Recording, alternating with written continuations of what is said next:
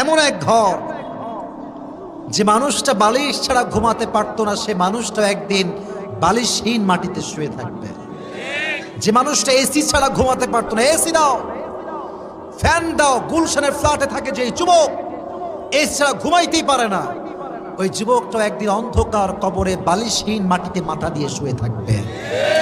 যেই মেয়েটা আজকে রাস্তায় জিন্সের প্যান্ট পরে ঘুরে, টি শার্ট পরে ঘুরে, নিজের ইজ্জতকে বিক্রি করে এবং 14 জন যুবকের চোখ নষ্ট করে ঘুরে বেড়ায়, যে মেয়েটা আজকে লিপস্টিক ছাড়া বের হয় না, শাড়ি ছাড়া, চুড়ি ছাড়া বাহিরে বের হয় না, সেই মেয়েটাও একদিন সাদা কাফনের কাপড়ে প্যাকেট হয়ে কবরের নিচে শুয়ে থাকবে।